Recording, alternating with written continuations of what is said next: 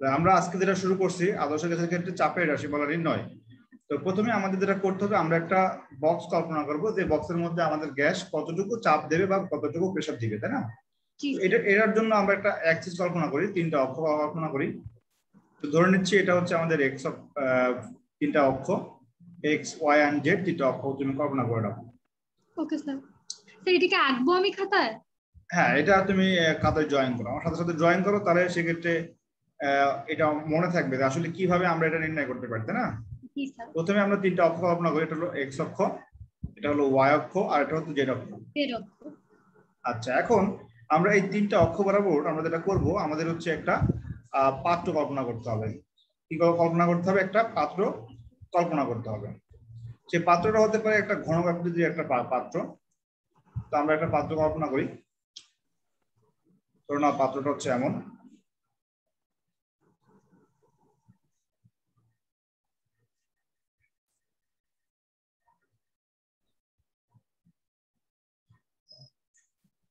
আমরা ঠিক ছোটবেলায় যেভাবে ঘনক তৈরি করতাম, ঘনক ডিজাইন করা মনে আছে? কামের ঘনক তৈরি করতাম আমরা। জি স্যার। ওরকম একটা আঁকবো স্যার? হ্যাঁ, দেখো আমি অঙ্কন করে দিচ্ছি, ঠিক এভাবে ড্রয়িং করো।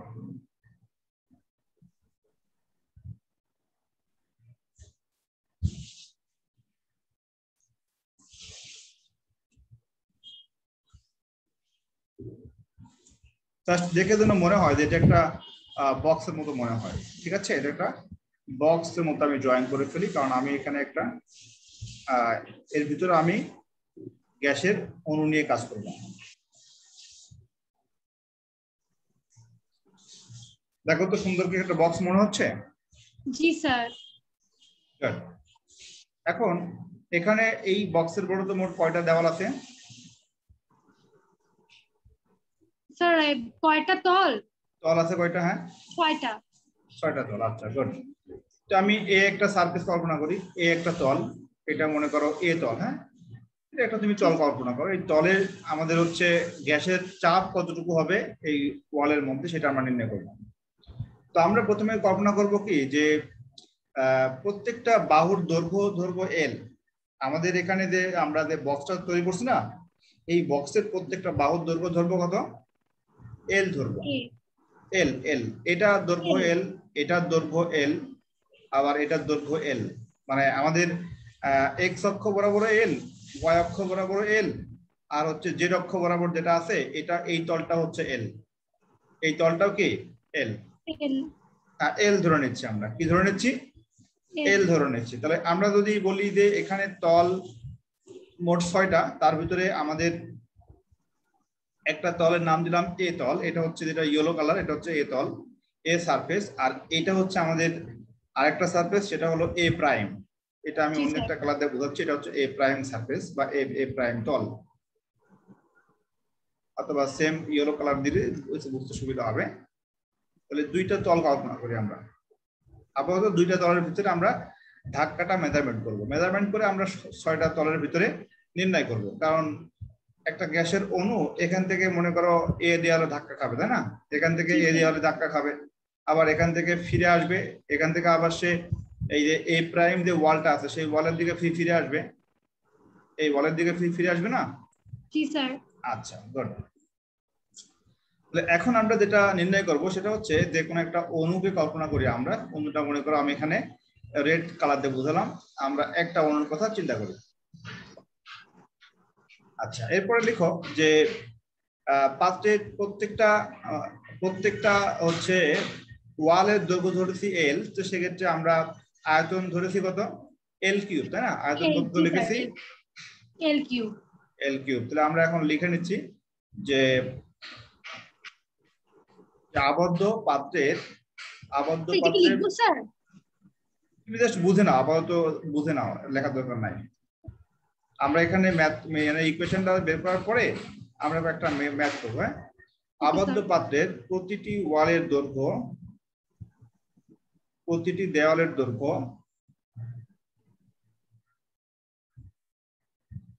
প্রতিটি দেওয়ালের দৈর্ঘ্য কত? স্যার প্রতিটি হচ্ছে এল। এল, রাইট। তাহলে আয়তন কত হবে? স্যার আয়তন হবে স্যার এল কিউব। তাহলে এটাকে বলছি আমরা ভলিউম। কি বলছি? ভলিউম। ভলিউম মানে ভি সমান আমরা বলছি এল কিউব। কত?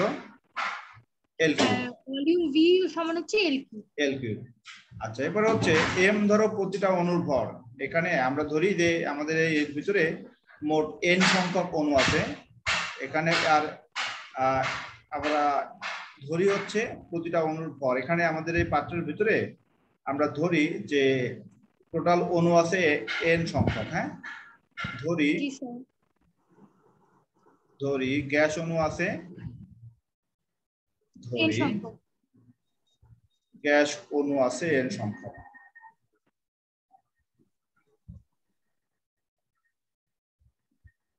এন সংখ্যক।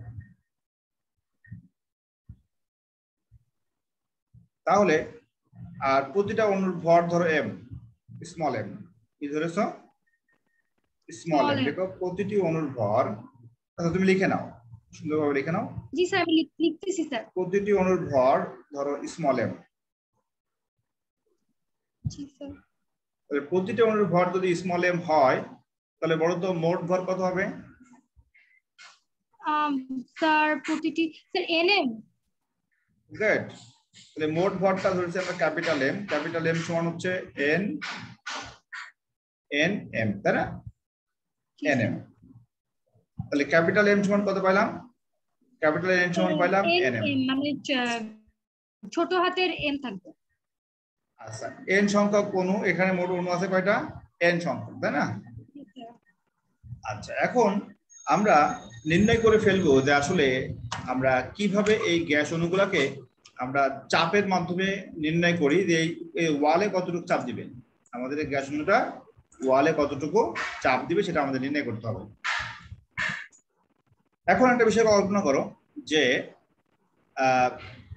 প্রথমে একটা অণুর কথা ভাবি আমরা, যে অণুটা আমাদের এক্স অক্ষ বরাবর এ দেওয়ালের দিকে গতিশীল আছে u1 বেগে।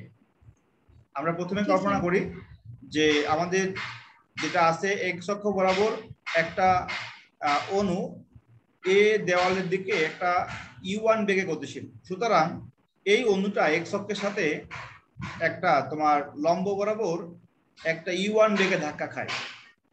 মানে বিষয়টা হচ্ছে এমন যে যদি তুমি কল্পনা করো যে একটা অণু, এই অণুটা এই অক্ষ বরাবর এক্স অক্ষ বরাবর আসছে, এটা এই অক্ষ বরাবর আসছে এই গ্যাস অণুটা। এই গ্যাস অণুটা যখন এই অক্ষ বরাবর আসছে তখন তার বেগ কত? তখন ধরে নিচ্ছি এর বেগটা হচ্ছে u1। এর বেগ ধরে নিলাম u1। সরি, পাশে মনে হয় কেউ কিছু কাটাকাটি করতেছে। এর বেগ ধরে নিচ্ছি u1। না না, সমস্যা নেই। আচ্ছা, এর বেগ হলো u1 বেগ না আসছে না? জি। আচ্ছা, এখন এই যে অণুটা u1 বেগ নিয়ে আসছে,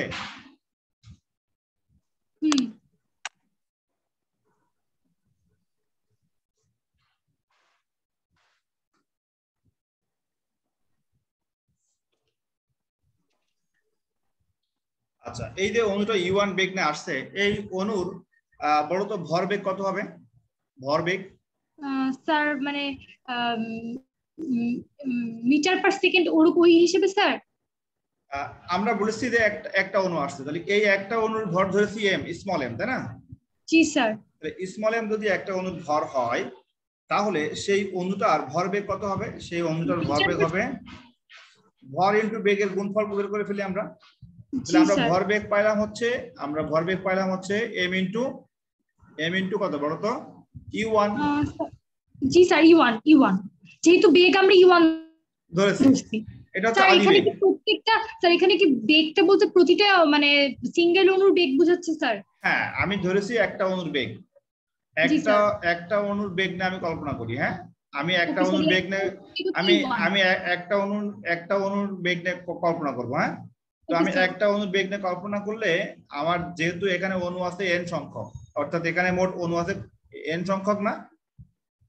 জি স্যার। তো আমি যদি একটা অণুর বের করতে পারি সেক্ষেত্রে n দিয়ে মাল্টিপ্লাই করলে তো সবগুলো আমরা বের করতে পারবো। জি স্যার। তাহলে আমরা একটা অণু দিয়ে আগে কল্পনা করি, আমাদের একটা অণু এই দিকে একটা বেগ নিয়ে আসছে, যে তার আদি বেগ ছিল হচ্ছে u1। এখন u1 বেগ নিয়ে আসার সময় এই দেওয়ালে সে ধাক্কা খাবে, তাই না? জি স্যার। সে কিন্তু এই দেওয়ালে ধাক্কা খাবে, এই যে দেওয়ালটা আছে, যদি দেওয়ালটাকে বোল্ড করে দিই, এই দেওয়ালে কি ধাক্কা খাবে না? জি স্যার। যখন এই দেওয়ালে ধাক্কা খাবে, তখন এই দেওয়ালে ধাক্কা খাওয়ার সাথে সাথে তার যে ভরবেগটা আছে mu1, এই ভরবেগের পরিবর্তন হয়ে যাবে না? জি স্যার। তাহলে ভরবেগের পরিবর্তনটা হচ্ছে যে যখন ঠিক ওয়ালে ধাক্কা খাইলো এই অণুটা, তখন কিন্তু সেই অণুটা আবার এই ওয়াল থেকে আবার কি ফিরে যাবে না ভিতরের দিকে? জি স্যার। তাহলে ভিতরের দিকে যে বেগে ফিরে যাবে সেটার হবে তার শেষ ভরবেগ। জি স্যার। তাহলে সেই অণুর ভর ছিল m। জি হ্যাঁ স্যার। আবার সেই অণুটা যে বেগে ধাক্কা খাইলো ঠিক সেই বেগেই কিন্তু ফিরে আসবে। জি স্যার। তখন তার বিপরীত ভরবেগটা হবে mu1। তাহলে এটা হলো শেষ ভরবেগ না? জি স্যার। এটা হলো শেষ ভরবেগ। কারণ কি প্রত্যেক ক্রিয়ার সমানুপাতিক প্রতিক্রিয়া আছে, ওই দেওয়ালে যত ভরবেগ এসে যাচ্ছে ঠিক সেম ভরবেগে আবার সে ফিরে আসবে না? জি স্যার। কারণ এটা দেওয়ালটা সম্পূর্ণ স্থিতিস্থাপক, দেওয়ালটা সম্পূর্ণ স্থিতিস্থাপক দেওয়াল। ধরে নিচ্ছি যে দেওয়ালে কোনো ধরনের এনার্জি অ্যাবজর্ব হবে না, দেওয়ালটা সম্পূর্ণ স্থিতিস্থাপক, ঠিক আছে? আচ্ছা, তাহলে এখন আমরা যদি বলি যে ভরবেগের পরিবর্তন কতটুকু হলো, ভরবেগের পরিবর্তন কতটুকু হলো, তাই না? জি স্যার। ভরবেগের পরিবর্তন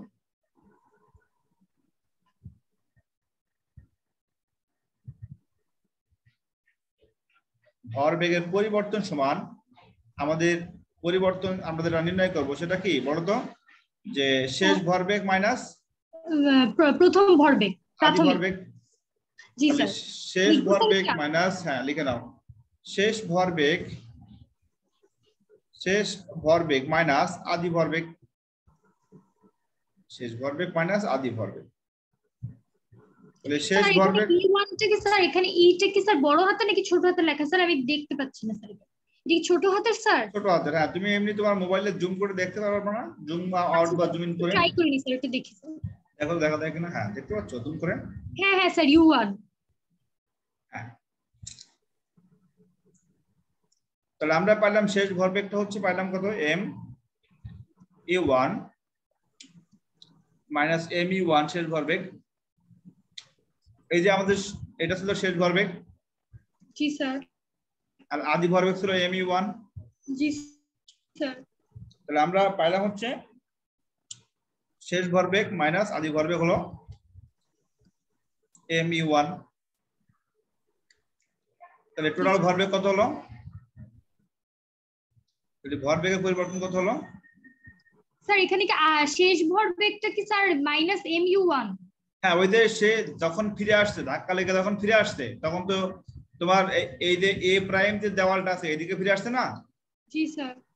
তার মানে যখন সে ধাক্কা লেগে ফিরে আসছে, এটা তো তার ডিরেকশনটা উল্টা দিকে, এই জন্য দিলাম মাইনাস mu1। বোঝা গেল কি? জি স্যার।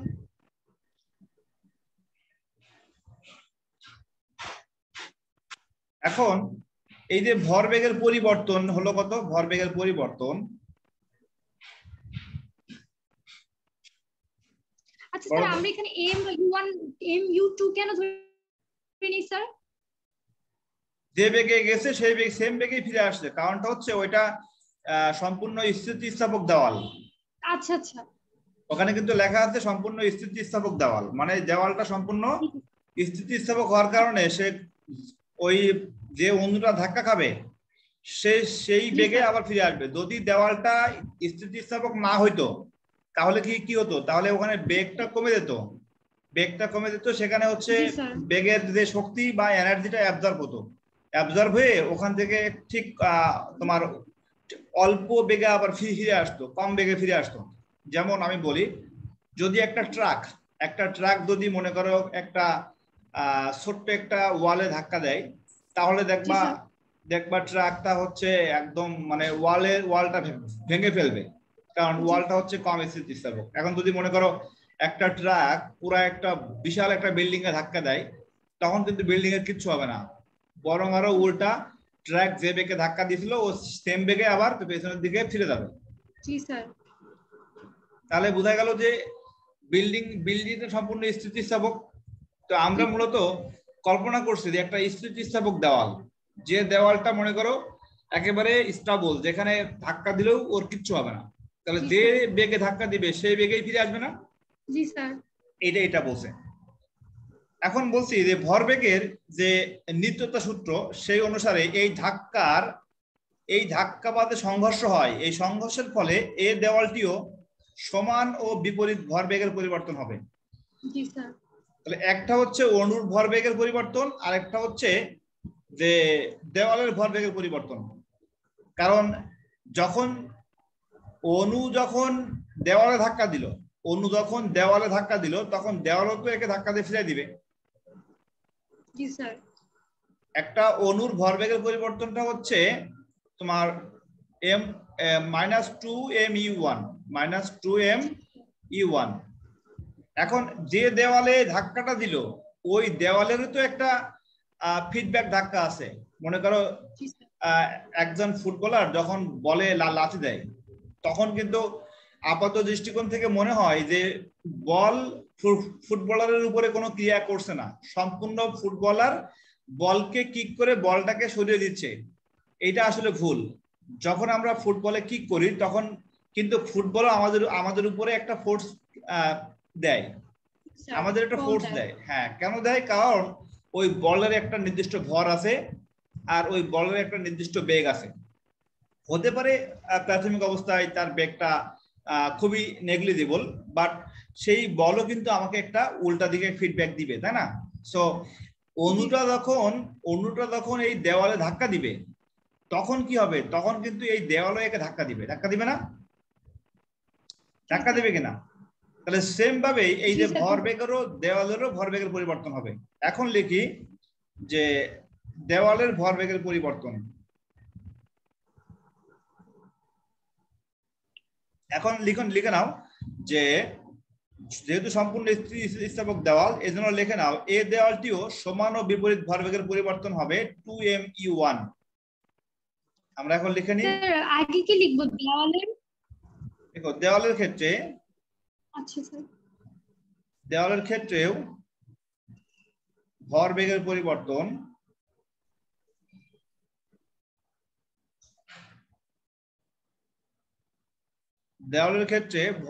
পরিবর্তনটা কত হবে? ওই সেম 2m(u1).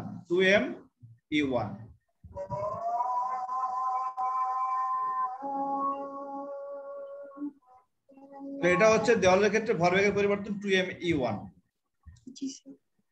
এখন এটা কিন্তু পজিটিভ, কারণটা কি?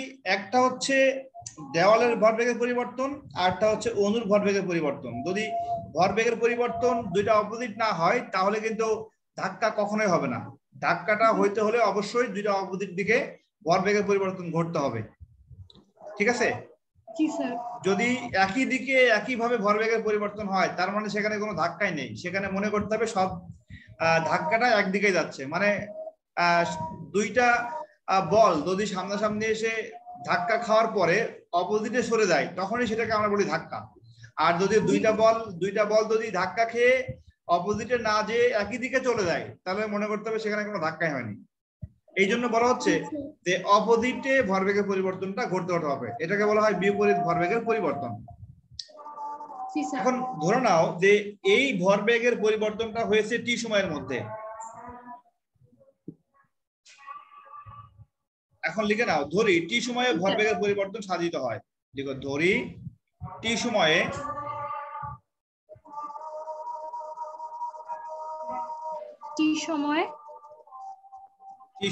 ভরবেগের পরিবর্তন সাধিত হয়।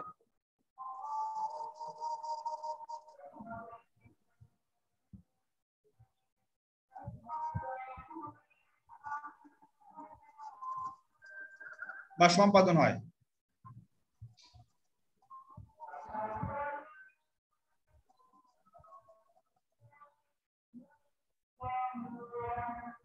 তাহলে এই পরিবর্তনটা হচ্ছে কত সময়ে?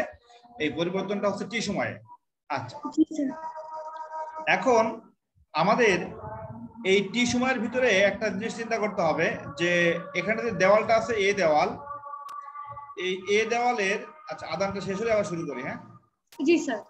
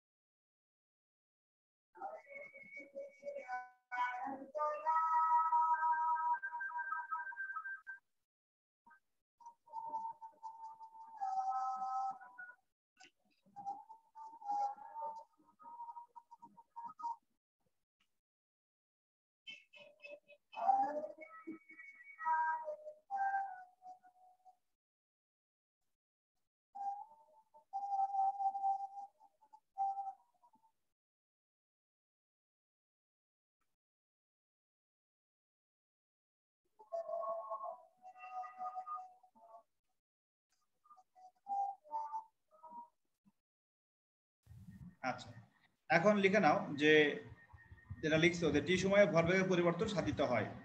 এখন এই যে পরিবর্তন যেটা হচ্ছে, পরিবর্তনটা হচ্ছে তোমার যখন এই ওয়ালে ধাক্কা খাচ্ছে, হ্যাঁ, তখন এই ওয়াল থেকে আবার সে কিন্তু এ প্রাইম ওয়ালে ফিরে আসছে। আমি যদি এটাকে আবার ড্রয়িং করি, আমার আবার ড্রয়িং করতে অসুবিধা হবে না, কারণ এখানে আমার গ্রাফিক্স ট্যাবলেট আছে, আমি সেভাবে ড্রয়িং করে ফেলি। তো সেভাবে আমাদের এখানে হচ্ছে আমি জাস্ট ওয়ালটা আবার কল্পনা করি।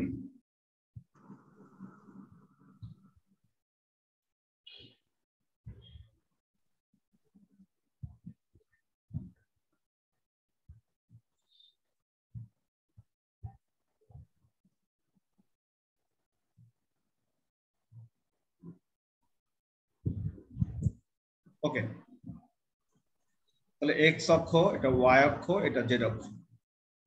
এখন যখন এই দেওয়াল থেকে ধাক্কা খেয়ে যখন এই দেওয়ালে ফিরে আসলো, তাই না, এই যখন এই দেওয়ালে ফিরে আসলো, তখন এই যে তোমার দুইটা ধাক্কার কিন্তু মধ্যবর্তী সময়টা হলো টি। আমি যে টি সময়টা বললাম না, এই টি সময়টা কিন্তু দুইটা ধাক্কার মধ্যবর্তী টাইম, তাই না? জি স্যার। তাহলে এটা হচ্ছে এ দেওয়াল আর এটা হচ্ছে এ প্রাইম দেওয়াল। জি স্যার। তাহলে এই এ দেওয়াল থেকে এ প্রাইম যে দেওয়ালটা আছে, এই দুইটা দেওয়ালের ভিতরে যখন অণু ধাক্কা খাইলো, তখন দুইটা ধাক্কা, মানে এই দেওয়াল থেকে ধাক্কা খেয়ে এই দেওয়ালে আসলো, আর এই দেওয়াল থেকে ধাক্কা খেয়ে এই দেওয়ালে ফিরে যাবে। তাহলে এই দুইটা ধাক্কার যে মধ্যবর্তী সময়, সেই সময়টাকে ধরলাম টি। তাহলে এখন বলো তো টি সময়ে এই অণুটা কতটুকু দূরত্ব অতিক্রম করবে? টি সময়ে আমাদের এই অণুটা কতটুকু দূরত্ব অতিক্রম করবে? স্যার এটা টি সময় কতটুকু? স্যার এটা কি টি দিয়ে ভাগ দিব 2mu কে? না, অতিক্রান্ত দূরত্ব হচ্ছে, আমরা বলেছিলাম যে আমাদের প্রত্যেকটা ওয়ালের লেন কত, আমাদের যে বক্সের ক্ষেত্রে প্রত্যেকটা দেওয়ালের লেন কত? এল না? এল। তাহলে এটা আসলে যখন এই ওয়াল থেকে এই ওয়ালে আসে তখন কিন্তু দূরত্ব অতিক্রম করে এল, তাই না? জি স্যার। তাহলে আবার সেই ধাক্কা খেয়ে আবার যখন ফিরে আসবে, তখন সে আবার এল দূরত্ব অতিক্রম করবে, মানে 2l না মোট? জি স্যার। তাহলে টি সময়ে আমাদের দুইটা ধাক্কার মধ্যবর্তী সময়, তাহলে টি সময় ইকুয়ালস টু দুটি ধাক্কার মধ্যবর্তী সময়। তাহলে দুটি ধাক্কার মধ্যবর্তী সময়টা হলো যদি টি হয়, সেক্ষেত্রে আমাদের এই সময় অতিক্রান্ত দূরত্ব হবে 2l, দুটি ধাক্কার মধ্যবর্তী সময়। আচ্ছা, এখন দেখো যে এরপর লিখে নাও যে এই সময়ে অতিক্রান্ত দূরত্ব, এই সময়ে অতিক্রান্ত দূরত্ব কত হবে? বলো তো কত হবে? এই সময় অতিক্রান্ত দূরত্ব হবে 2l না? জি স্যার। 2l। আচ্ছা, তাহলে আমরা দূরত্ব পেয়ে গেছি। আমাদের কিন্তু উদ্দেশ্য হলো চাপ নির্ণয় করব, আমরা ধীরে ধীরে চাপের দিকে যাচ্ছি, রাইট? জি স্যার। এখন আমরা যদি বলি যে আমাদের এই যে অতিক্রান্ত দূরত্ব নির্ণয় করার সময় আমাদের যে সময়টা লাগছে টি, এই টি সময় আমরা বলতে পারি যে আমরা সময়ের সাথে যেটা আমরা জানি যে আমাদের বেগ ভি সমান, আমরা জানি যে বেগ ভি সমান কত বলো তো? ভি সমান এস বাই টি না? জি স্যার। এখানে এস মানে কি সরণ না স্যার? জি স্যার সরণ স্যার। আর টি মানে টাইম। টাইম। আচ্ছা, তো আমরা কিন্তু এটা জানি যে বেগের সাথে সরণের এবং সময়ের রাশিমালাটা হচ্ছে v সমান s বাই টি, যেটা আমরা পড়েছিলাম যে s সমান vt। আমরা বলেছিলাম যে s সমান vt, এখান থেকে আমরা বেগ v সমান বলেছিলাম s বাই টি। আবার যদি আমি টাইমটাকে বলি যে টাইম t সমান আমরা লিখতে পারি, t সমান আমরা জানি যে হচ্ছে s by v, s by v। তাহলে এখানে s টা হচ্ছে অতিক্রান্ত দূরত্ব। প্রশ্ন হচ্ছে যে আমাদের এখানে অতিক্রান্ত দূরত্ব কিন্তু 12, তাই না? জি স্যার। আচ্ছা, আর আমরা এই যে গ্যাস যেটা আছে, এই গ্যাস অণুর ক্ষেত্রে তার বেগ বলেছিলাম u1 না? u1 কেন বলেছিলাম? কারণ আমরা একটা মাত্র অণুর ক্ষেত্রে কল্পনা করেছি, এই জন্য আমরা বলেছিলাম u1 এর ক্ষেত্রে আমরা ধরে নিয়েছিলাম যে অণুটির বেগ ছিল u1। তাহলে আমরা যদি u1 কল্পনা করি, সেক্ষেত্রে আমাদের এই অতিক্রান্ত দূরত্ব t সমান যেটা হবে, t সমান হচ্ছে দূরত্ব বাই বেগ, তাই না? তাহলে দূরত্ব হচ্ছে এখানে কত 12, আর আমাদের বেগটা কত দেওয়া ছিল? বেগটা ছিল u1। তাহলে এইটাই হচ্ছে আমাদের দুইটা ধাক্কার মধ্যবর্তী সময়। আমাদের দুইটা ধাক্কার মধ্যবর্তী সময় হচ্ছে 12 ডিভাইডেড বাই u1। এটা কি বুঝতে পারছো? জি স্যার। এটা আমরা এই ফর্মুলা কিন্তু অনেক ধরনের ম্যাথ আসতে পারে, যে একটা গ্যাস অণুর ক্ষেত্রে দুইটা ধাক্কার মধ্যবর্তী সময়টা হচ্ছে t সমান 12 ডিভাইডেড বাই u1। আচ্ছা, তাহলে আমরা যেটা নির্ণয় করলাম সেটা হচ্ছে যে একটা অণুর ক্ষেত্রে, তাই না?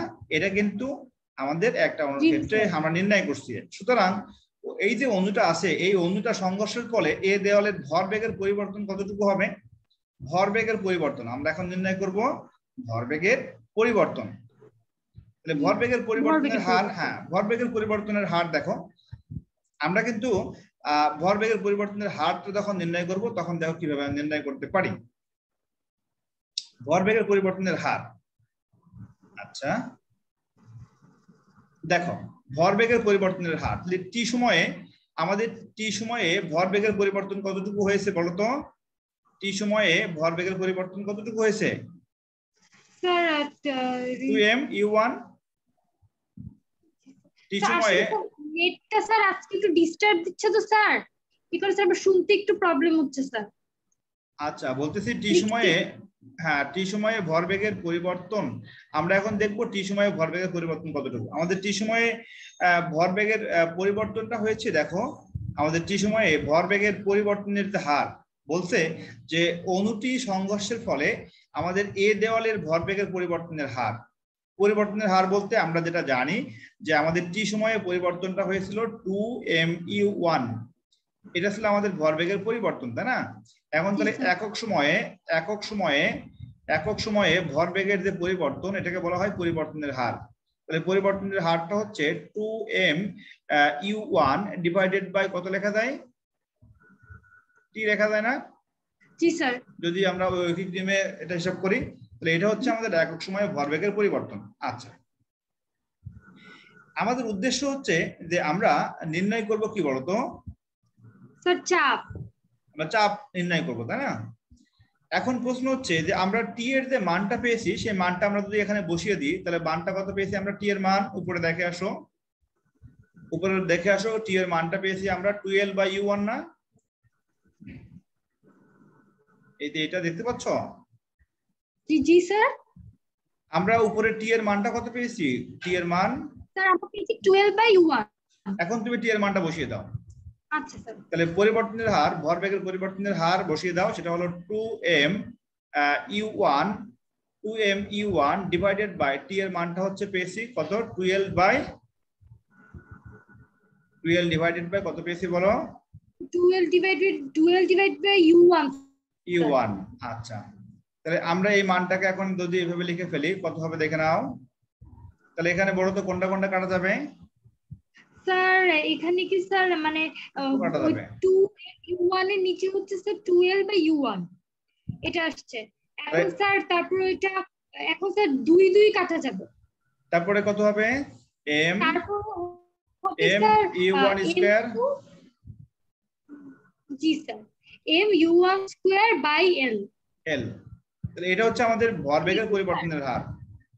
এটা কি ভরবেগের পরিবর্তনের হার? এতটুকু বুঝতে পারছো? জি স্যার। তাহলে আমরা ভরবেগের পরিবর্তনের হার নির্ণয় করলাম।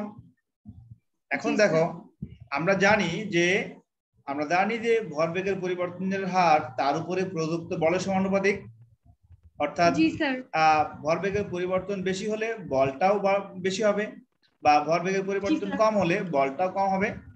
তাহলে আমরা এখানে এই যে ভরবেগের যে পরিবর্তন দেখলাম, এই পরিবর্তনের হার আমরা জানি প্রযুক্ত বলের সমানুপাতিক না? জি স্যার। তাহলে এইটাই কিন্তু আমাদের এ দেওয়ালে কতটুকু চাপ দিচ্ছে এটাই নির্ণয় করলাম। তাহলে আমাদের এটা হচ্ছে এ দেওয়ালে নির্ণেয় চাপ। লিখবো স্যার এটা? হ্যাঁ লিখো, এখন লিখো যে এ দেওয়ালের উপরে প্রযুক্ত বল। এ দেওয়ালের উপরে আমরা এখন নির্ণয় করব এ দেওয়ালের উপরে প্রযুক্ত বল। এ দেওয়ালের উপরে প্রযুক্ত বল, এ দেওয়াল বলতে আমরা এখানে এ দেওয়ালের যেটা আছে, অর্থাৎ এখানে কিন্তু এ দেওয়াল বলতে সম্পূর্ণ ক্ষেত্রফলটা আসলে এল স্কয়ার। আচ্ছা তুমি আগে লিখে নাও এ দেওয়ালের উপরে প্রযুক্ত বল।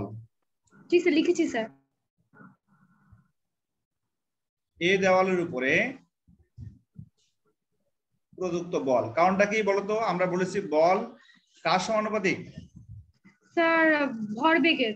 হ্যাঁ, তাহলে এ দেওয়ালের উপরে প্রযুক্ত বল, লিখে নাও। স্যার প্রযুক্ত নাকি প্রযুক্ত একই না স্যার? হ্যাঁ, এ দেওয়ালের উপরে প্রযুক্ত বল বা এ দেওয়ালের উপরে আমরা যে বলটা পাচ্ছি সেই বলের মানটা হচ্ছে mu1 স্কয়ার ডিভাইডেড বাই কত হবে বলো? Divided by L। এটা হচ্ছে এ দেওয়ালের উপরে প্রযুক্ত বল, তাই না? জি স্যার। এখন আসলে এ দেওয়ালের ক্ষেত্রফল কত বলো তো? এ দেওয়ালের ক্ষেত্রফল দেখো তো, এখানে যে আমি এ দেওয়ালটা কল্পনা করছি, এই যে একটা সারফেস, এই দেওয়ালের দৈর্ঘ্যটা হচ্ছে কত আর প্রস্থ কত বলো তো? এই দেওয়ালের দৈর্ঘ্যটা হচ্ছে দৈর্ঘ্য বা প্রস্থ হচ্ছে, এটা যদি এল হয় আর যদি এটাও এল হয়, সেক্ষেত্রে আমরা এই শুধুমাত্র এ ওয়ালের এল স্কয়ার হবে, তাই না? সেক্ষেত্রে আমরা বলবো কি এল স্কয়ার। তাহলে আমরা বলবো যে এল স্কয়ারের উপরে প্রযুক্ত বল, এখানে কিন্তু আসলে এ দেওয়ালের উপরে প্রযুক্ত বল, তার মানে হচ্ছে আমরা বলতে পারি যে এল স্কয়ারের উপরে প্রযুক্ত বল না, এল স্কয়ার এর উপরে প্রযুক্ত বল, কারণ এটা হচ্ছে এর ক্ষেত্রফল। এল স্কয়ার এর উপরে প্রযুক্ত বল কিন্তু এইটাই, তাই না? সে বলটা হচ্ছে mu1 স্কয়ার ডিভাইডেড বাই কত বলো তো? L। তাহলে আমি যদি বলি একক ক্ষেত্রফলের উপরে প্রযুক্ত বল, একক ক্ষেত্রফলের উপরে প্রযুক্ত বল সমান mu1 স্কয়ার ডিভাইডেড বাই কত হবে বলো? L into L square. L into L square. তার মানে হচ্ছে আমরা পাইলাম যে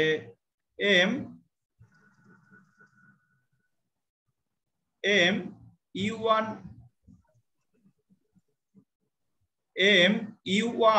স্কয়ার ডিভাইডেড বাই কত হবে বলো তো? L কিউব না? কত হবে? L cube. তাহলে এটা হচ্ছে একক ক্ষেত্রফলের উপরে প্রযুক্ত বল। আমরা এখন চাপের সংজ্ঞাটা কি জানি বলো তো? চাপ সমান কাকে বলে? আমরা যে পড়েছি একক ক্ষেত্রফলের উপরে প্রযুক্ত বলের মানকে কি বলে? চাপ। একক ক্ষেত্রফলের উপরে প্রযুক্ত বলের মানকে কি বলে বলো? চাপ স্যার। চাপ বলে। তাহলে আমি যেটা এখানে নির্ণয় করলাম এইটাই তো সেই একক ক্ষেত্রফলের উপরে প্রযুক্ত বল। এইটাই কি একক ক্ষেত্রফলের উপরে প্রযুক্ত বল? এটা ঠিক না? জি স্যার। এর অর্থ হচ্ছে চাপ P সমান কত পাইলাম স্যার? আমরা পেয়েছি mu1 square by L cube. আমরা পেয়েছি mu1 square divided by L cube. এটা হচ্ছে আমাদের একটা দেওয়ালের উপরে যে চাপ দিচ্ছে, এটা কিন্তু এ দেওয়ালে। কি দেওয়ালে? এ দেওয়ালে দিচ্ছে না? এ দেওয়ালে চাপ দিচ্ছে। এখন এখানে এই চাপটা দিচ্ছে কিন্তু একটা অণু। কয়টা অণু? একটা অণু। আমরা কিন্তু অণু সংখ্যা ধরেছিলাম কয়টা? n সংখ্যক। n সংখ্যক। এখন বলছে যে পাত্রের মধ্যে n সংখ্যক অণু থাকলে তাহলে x অক্ষ বরাবর অণুগুলোর বেগ যথাক্রমে কত হবে? আমরা যদি পাত্রের ভিতরে n সংখ্যক অণু কল্পনা করি, n সংখ্যক অণু, কয়টা অণু? n সংখ্যক অণু। এখন আমি আবার এখানে চলে যাচ্ছি, আবার একটু ড্রয়িং করি।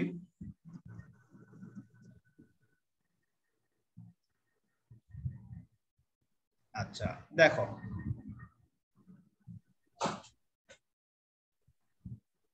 আমি এখন লেফট সাইডে ড্রয়িং করি। এখন তুমি কল্পনা করো যে এই যে পাত্রটা আছে, এই পাত্রের মধ্যে আমরা একটা অণু নিয়ে হিসাব করছি। আমি এতক্ষণ ধরে কিন্তু একটা অণু নিয়ে হিসাব করছি। এখন যদি অনুসংখ্যা যদি বাড়ে সেক্ষেত্রে কি হবে দেখো, এখানে ছিল একটা অণু, তাই না? তাহলে একটা অণুর জন্য চাপ পেয়েছি কয়টা? চাপ পেয়েছি হলো এটা হলো একটা অণুর জন্য। এই চাপটা হচ্ছে একটা অণুর জন্য। এটা কি? একটি অণুর জন্য। এখন একটি অণুর জন্য এই চাপটা হচ্ছে এক্স অক্ষ বরাবর যে দেওয়ালটা আছে, এই দেওয়ালে, এখানে দেওয়ালটা কি এক্স অক্ষ বরাবর না? জি স্যার। তাহলে এক্স অক্ষ বরাবর একটা অণু চাপ দিচ্ছে এতটুকু। এখন প্রশ্ন হচ্ছে যদি n সংখ্যক অণু হয়, তাহলে একটা অণুর বেগ যদি u1 হয়, তাহলে n সংখ্যক অণুর বেগ হবে এরকম u1, তারপরে হচ্ছে u2, তারপরে হবে u3, এভাবে dot dot dot dot dot. আমরা ধরেছি n সংখ্যক অণু, তার মানে হচ্ছে এটা বড় কত হবে? লাস্টে হবে un, হবে না? জি স্যার। এইভাবে আমরা বলতে পারি যে আমাদের un, অর্থাৎ এটা হচ্ছে আমাদের একটা অণুর বেগ, এটা হচ্ছে আমাদের আরেকটা অণুর বেগ, এটা হচ্ছে আমাদের আরেকটা অণুর বেগ। এভাবে আমাদের টোটাল অণু আছে n সংখ্যক, তাহলে n সংখ্যক অণুর বেগটা হবে un। জি স্যার। তাহলে একটা অণুর চাপ যদি এটা হয়, তাহলে আমি যদি এখন সবগুলো অণুর ক্ষেত্রে কল্পনা করি, সেক্ষেত্রে এমন লেখা যায় কিনা দেখো, যে এ দেওয়ালে বা এক্স অক্ষ বরাবর পাত্রের উপরে চাপ, এক্স অক্ষ বরাবর পাত্রের উপরে চাপ কতটুকু হবে দেখো। এক্স অক্ষ বরাবর চাপ, এক্স অক্ষ বরাবর পাত্রের উপরে বা দেওয়ালের উপরে চাপ, বরাবর দেওয়ালের উপরে চাপ। তুমি কি ক্লিয়ার বুঝতে পারছো তো? জি স্যার। বুঝতে পারলে আলহামদুলিল্লাহ, বুঝতে পারলেই আমাদের পড়ানো সার্থক। দেওয়ালের উপরে চাপ। স্যার এই ছবিটা কি আঁকবো স্যার? না, এক্স অক্ষ বরাবর দেওয়ালের উপরে চাপ। তাহলে আমরা চাপটা নির্ণয় করে ফেলি। এখন মোট চাপ দেখো, যে চাপটা হচ্ছে পি সমান, প্রেসার পি সমান, আমরা চাপ যেটা বলি pressure P is equals two, আমাদের যেটা নির্ণয় করতে হবে সেটা হচ্ছে যে আমরা প্রত্যেকটা অণুর বেগটাকে এখন আমরা হিসাব করে ফেলি। তাহলে m divided by l cube, এটা ঠিক থাকবে। এর সাথে হচ্ছে আমাদের অ্যাড করতে হবে u1 স্কয়ার প্লাস আমাদের n সংখ্যক অণু আছে যেহেতু, তাহলে u2 square plus dot dot sign আমরা দিব লাস্টে un স্কয়ার, un, অর্থাৎ আমাদের n সংখ্যক অণুর জন্য লাস্টে দিব un স্কয়ার। এটা হচ্ছে আমাদের এক্স অক্ষ বরাবর এ দেওয়ালে আমাদের সবগুলা অণুর চাপ। তাহলে এটা হচ্ছে আমাদের কিন্তু একটা দেওয়ালে সবগুলা অণুর মোট চাপ। বুঝা গেল? আমরা পেয়েছি একটা ওয়ালে সবগুলা অণুর মোট চাপটা পেয়ে গেছি। এখন বলছে যে এক্স অক্ষ বরাবর অণুগুলোর গড় বর্গবেগ, গড় বর্গবেগ, গড় বর্গবেগ, হ্যাঁ এটা এখন নির্ণয় করে ফেলে আমরা। আমাদের গড় বর্গবেগ নির্ণয় করতে হবে। আমরা এক্স অক্ষ বরাবর অণুগুলোর গড় বর্গবেগটা কিভাবে নির্ণয় করে দেখে নাও। সেটা হচ্ছে মোট যে বেগটা আছে, আমরা মোট যে বেগটা আছে সেই বেগটাকে বর্গ করে আমরা হচ্ছে n সংখ্যক অণু দিয়ে ভাগ করে ফেলবো। এটাকে বলা হয় এক্স অক্ষ বরাবর অণুগুলোর মোট গড় বর্গবেগ। হ্যাঁ, ওকে স্যার। আচ্ছা দেখো, অণুগুলির বর্গবেগটা আগে হিসেব করি। আগে অণুগুলির বর্গবেগ, অণুগুলির কি বেগ? বর্গবেগ। আমরা কিন্তু এখানে যে স্কয়ার করেছি এটা কিন্তু বর্গবেগ, তাই না? তাহলে অণুগুলোর বর্গবেগ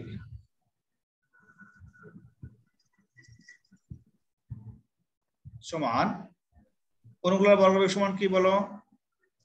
আমাদের সবগুলো অণুর বর্গবেগ হবে u1 square plus u2 square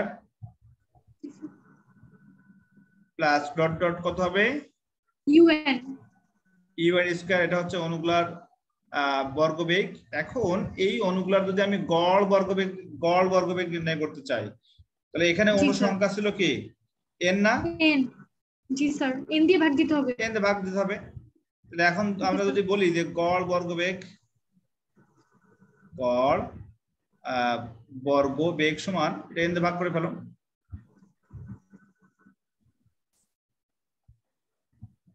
তাহলে আমরা এটাকে ভাগ করে ফেলি, u1 স্কয়ার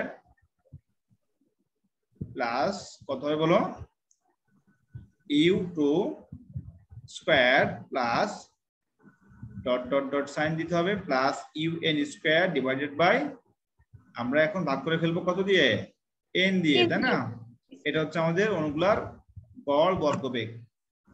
আচ্ছা, গড় বর্গবেগ নির্ণয় করার পরে আমাদের এই গড় বর্গবেগটা হচ্ছে আমাদের আসলে অনুগুলার এভারেজ যে মানটা হচ্ছে সেই মানটা আমরা বসিয়ে দিই এখন।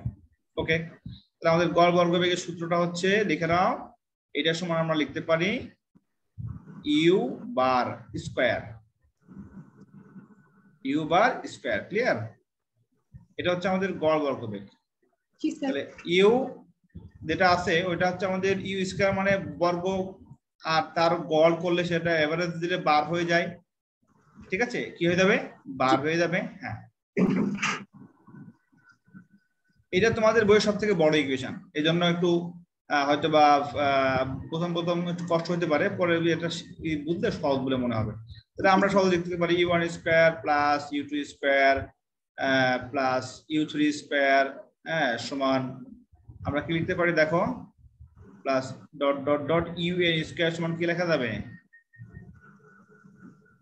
un স্কয়ার সমান লেখা যাবে হচ্ছে আমাদের গড় বর্গবেগের যে মানটা আছে u স্কয়ার বার ইনটু এর সাথে মাল্টিপ্লাই করতে হবে n, কি মাল্টিপ্লাই করতে হবে,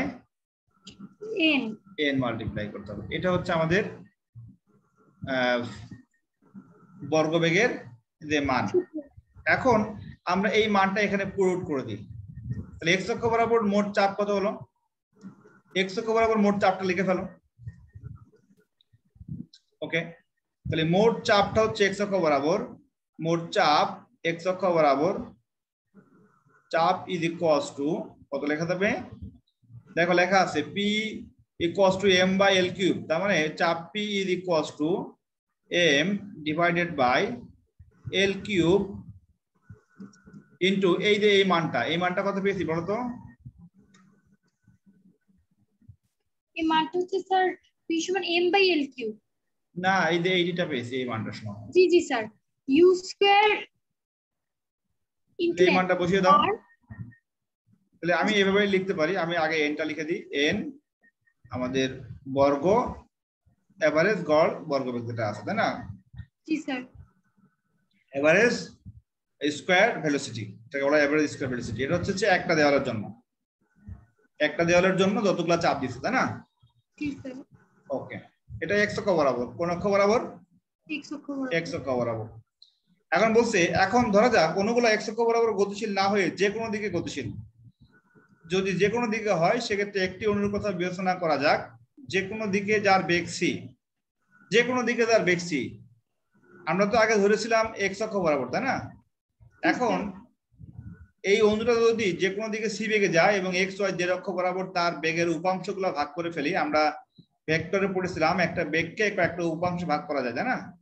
যদি উপাংশ আমরা ভাগ করে ফেলি সেক্ষেত্রে উপাংশ হবে, তিনটা উপাংশ বের করতে হবে, যেহেতু আমাদের এই বেগটা হচ্ছে x অক্ষ বরাবর, y অক্ষ বরাবর এবং z অক্ষ বরাবর, সেক্ষেত্রে তার বেগের উপাংশ হবে তোমার u v এবং w, তিনটা উপাংশে আমি নামকরণ করে নিতে পারি। তিনটা উপাংশ নামকরণ করে নিলে এবং সেক্ষেত্রে আমরা খুব সহজেই কিন্তু নির্ণয়টা করতে পারবো।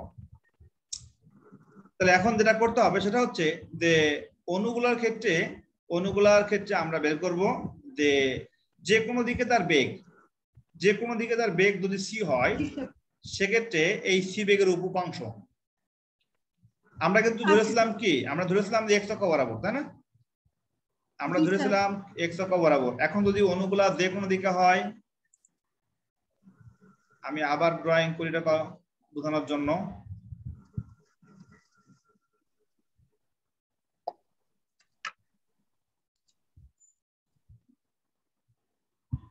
আচ্ছা, এটা হচ্ছে আমাদের সে পাত্রের দেওয়াল,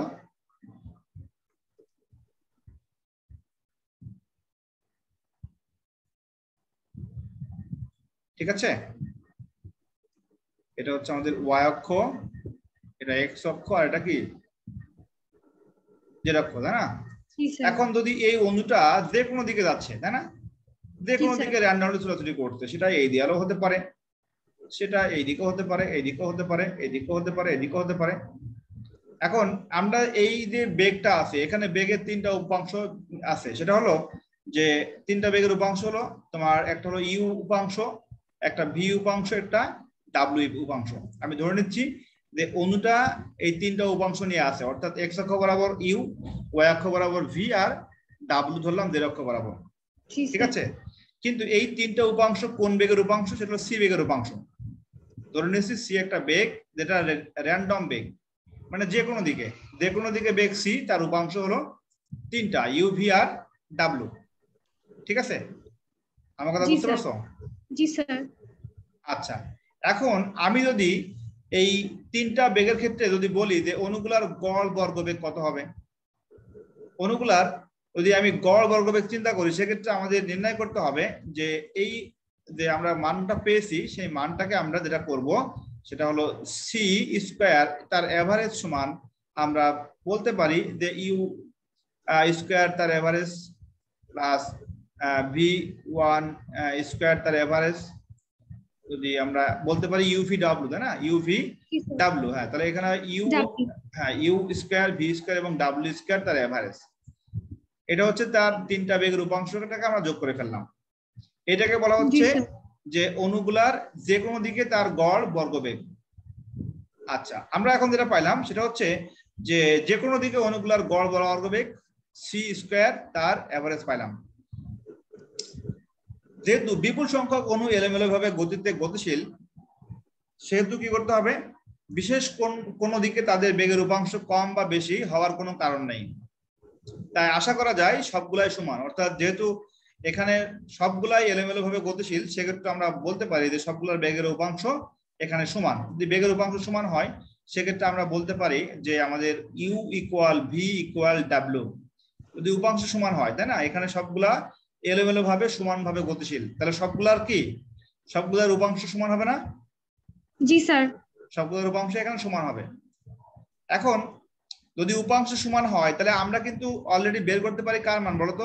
আমরা বের করতে পারি ঠিক এইভাবে, আমরা মানটা শর্টকাটে তৈরি করে নিতে পারি। অতএব C square bar is equals to, আমরা বলতে পারি যে ইউ স্কয়ার, আমরা ভি সমানও বলতে পারি ইউ স্কয়ার, আমরা ডাব্লিউ সমানও বলতে পারি কি বলতো? U square bar. এতটুকু বুঝতে পারছো স্যার? শুনতে পাচ্ছেন স্যার? হ্যাঁ। জি জি, সরি স্যার, আজকে একটু নেটটা একটু বেশি ডিস্টার্ব দিচ্ছে, এই জন্য আমি মাঝে মাঝে একটু কথা কেটে কেটে যাচ্ছে স্যার। আচ্ছা, বুঝতে পারছি। দেখো এতটুকু বুঝতে পারছো কিনা?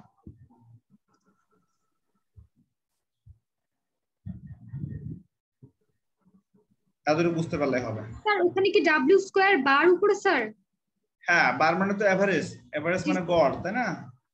আমাদের উদ্দেশ্য হচ্ছে ইউ স্কয়ার বার নির্ণয় করা। ইউ স্কয়ার বার নির্ণয় করলে আমাদের মানটা আসছে কত? 1/3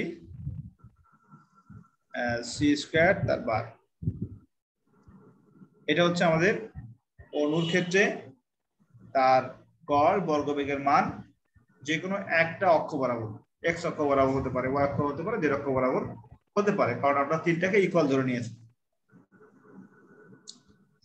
এখন যেটা করতে হবে, এখন আমরা এই মানটা পুট করে দিব আমাদের মূল ইকুয়েশনে। আমরা এখন মূল ইকুয়েশনে মানটা বসিয়ে দিব, তাই না? তো আমরা মূল ইকুয়েশন পেয়েছিলাম কত? প্রেসার পি সমান, দেখো মূল ইকুয়েশনটা দেখে নাও। আমরা উপরে একেবারে উপরে কি পেয়েছিলাম বলো তো? স্যার স্যার কি বললেন স্যার? আমরা মূল যে সমীকরণটা পেয়েছিলাম, মূল সমীকরণটা পেয়েছিলাম প্রেসারের ক্ষেত্রে মোট চাপ P সমান m/L3 n u স্কয়ার বার, এটা স্যার? হ্যাঁ, এটা পেয়েছিলাম না মোট চাপ, এটা? জি স্যার। তাহলে আমরা এখানে ইউ স্কয়ার বার যেটা আছে এই মানটা বসিয়ে দিব। তাহলে লিখে নাও মোট চাপ P সমান, স্যার আবার নিচে লিখবো? হ্যাঁ, মোট চাপ P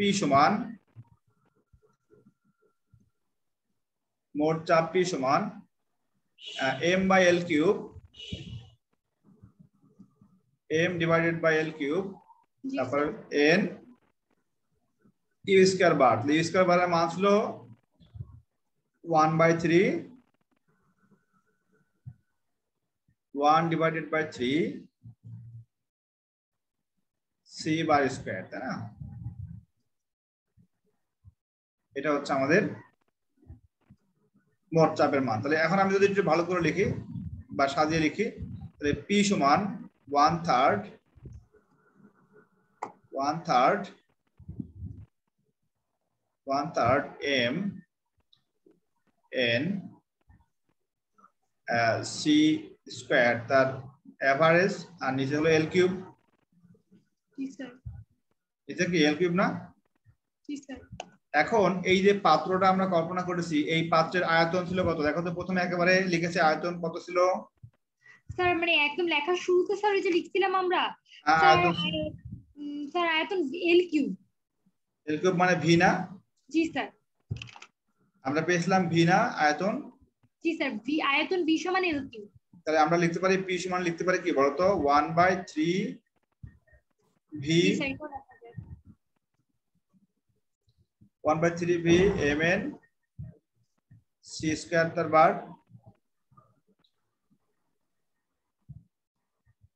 এখন যদি তুমি ক্রস মাল্টিপ্লাই করে দাও সেক্ষেত্রে আসবে কত বলতো pv, তাই না? কি আসবে? pv সমান 1/3 mn c স্কয়ার তার বার এভারেজ। জি স্যার। তাহলে এইটাই সেই বিখ্যাত ইকুয়েশন, এইটাই সেই বিখ্যাত সমীকরণ যেটা হচ্ছে pv সমান 1/3 mn c স্কয়ার। এখানে আরেকটা বিষয় মনে রাখতে হবে, গ্যাসের মোট ভর যেটা আছে, গ্যাসের মোট ভর কত পেয়েছি আমরা গ্যাসের মোট ভর কত পেয়েছি বলো তো? স্যার আমরা গ্যাসের মোট ভর পেয়েছি হচ্ছে স্যার nm। এইটা হচ্ছে আমাদের মোট ভর না? জি স্যার, এটা বড় হাতের m। তাহলে আমরা লাস্টে পাইলাম pv সমান 1/3 m c বার c স্কয়ার বার। এতটুকু বুঝতে পারছো? জি স্যার। এটা হচ্ছে গ্যাসের কি ভর? মোট ভর না? জি স্যার। গ্যাসের মোট ভর। এখন বলছে যে পাত্রের একক আয়তনে অণুর সংখ্যা কত হবে? একক আয়তনের অণুর সংখ্যা যদি আমাদের তোমার n হয় সেক্ষেত্রে আমরা এটা এইভাবে নির্ণয় করতে পারি। দেখো, এটা কিন্তু সমীকরণটা আবার একটু মডিফাই করে দিচ্ছি আমি আমাদের সুবিধার জন্য। আমরা এই জায়গা থেকে দেখি, হ্যাঁ, সেটা হচ্ছে যে এই সমীকরণ থেকে দেখো, এই যে উপরে আমি মার্কিং করে দিচ্ছি এই সমীকরণ থেকে p সমান এইভাবে লেখা যায় কিনা দেখো 1/3 m n divided by v লেখা যায়। জি স্যার। তারপরে c স্কয়ার বার। আচ্ছা, এই মানটা কত বলো তো? এই মানটা হলো স্মল n। জি স্যার। কারণ আমি বলি v আয়তনে মোট অণু কয়টা আছে? আমাদের মোট পাত্রের আয়তন v, তাই না? তাহলে আমরা বলতে পারি যে v আয়তনে অণু কয়টা আছে? মোট n না? আমাদের মোট অণু ছিল কয়টা? স্যার আমাদের মোট অণু ছিল স্যার n সংখ্যক স্যার, না বড় হাতের। আমাদের মোট অণু ছিল v আয়তনে অণু ছিল কয়টা? অণু ছিল বড় হাতের n। জি স্যার। v আয়তনে অণু ছিল বড় হাতের n। আচ্ছা, তাহলে একক আয়তনে অণু হলো স্মল n সমান n/v। আমরা এখানে স্মল n লিখতে পারি না? জি স্যার। তাহলে আমরা বলতে পারি যে p is equals to 1/3 mn c square তার বাট লেখা যাবে? জি স্যার। এটা একটা ফর্মুলা, আমরা এই ফর্মুলার আগামী দিন ম্যাথ করব। আজকে অনেকটুকুই পড়িয়েছি, আজকে যতটুকু পড়িয়েছি এই বিষয়গুলো, আজকের ক্লাসটা কিন্তু অলরেডি রেকর্ড করছি আমি। হ্যাঁ জি স্যার। আমি রেকর্ডটা দিয়ে দিব তোমাকে। Okay sir. তাহলে আমি আজকে যতটুকু পড়িয়েছি ইনশাআল্লাহ সবটুকুই বুঝতে পারছো, আর আমরা আগামী দিন এই নিয়মের ম্যাথগুলো সলভ করব ইনশাআল্লাহ। Okay sir. তাহলে বন্ধুরা আজকে আমরা কি পড়েছি? স্যার আজকে তো আমরা যে চাপের যে মানে সূত্রেরই বিভিন্ন ভাগগুলো পড়লাম স্যার, মানে যে একটা থেকে আরেকটা। আমাদের আজকে টপিক হচ্ছে যে আদর্শ গ্যাসের ক্ষেত্রে চাপের রাশিমালা। জি স্যার। ওকে ফারিয়া, ভালো থেকো, আল্লাহ হাফেজ। জি sir, thank you sir, Allah.